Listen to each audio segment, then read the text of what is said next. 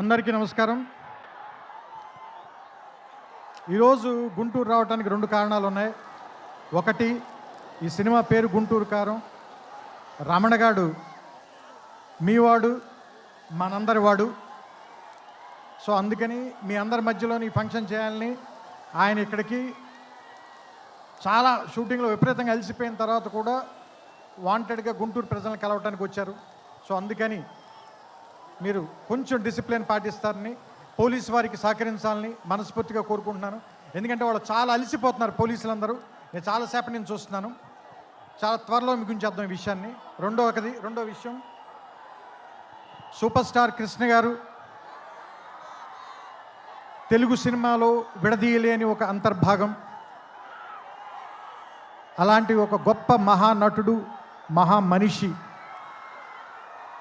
ఆయనతోటి నేను నేరుగా పనిచేయలేకపోయాను, కానీ ఆయన పనిచేసిన సినిమాకి నేను ఒక రైటర్ దగ్గర, పోసాని మురళి గారి దగ్గర అసిస్టెంట్గా పనిచేశాను ఆయనకి. సో ఆయనతో డైరెక్ట్గా పరిచయం కలిగినటువంటి సందర్భాలు ఒకటి మాత్రమే. ఆ తర్వాత నేను అతడు కలేజాల సినిమాలు తీసినప్పుడు ఆయనతో మాట్లాడడం, ఆయనతో గడిపిన ప్రతి క్షణం కూడా నాకు చాలా చాలా చాలా అపూర్వమైంది, అమూల్యమైంది.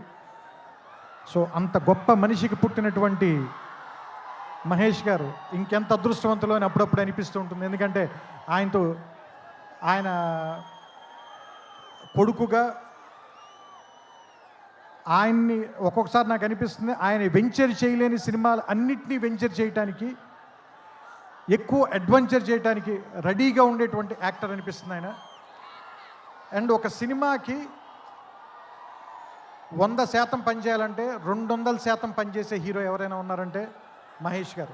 ఇది చెప్పడంలో మాత్రం తెలుగు ఇండస్ట్రీలో ఎవ్వరు కూడా వెనక్కి తిరిగి చూడరు, ఈ మాట చెప్పడానికి ఎవరు కూడా. అండ్ నేను అతడు పనిచేసినప్పుడు ఎలా ఉన్నారో, కలేజా పనిచేసినప్పుడు ఎలా ఉన్నారో, ఈరోజు కూడా అలాగే ఉన్నారు. అంటే 25 సంవత్సరాలని మీరు అంటున్నారు, కానీ నాకైతే ఒక 2-3 సంవత్సరాలు కానీ క్రితమే ఇంట్రడ్యూస్ అయినటువంటి హీరోలాగానే అనిపిస్తున్నారు.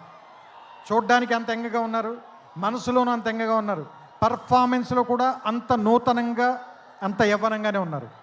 ఆయనకి మరిన్ని వసంతాలు ఉండాలని, ఆయన్ని కృష్ణ గారి తరఫున మీరందరూ ఆయన వెనకాల ఉండాలని, ఆయన ఆశీర్వదించాలని మనస్ఫూర్తిగా కోరుకుంటూ, జనవరి 12వ తారీఖున థియేటర్లో కలుద్దాం.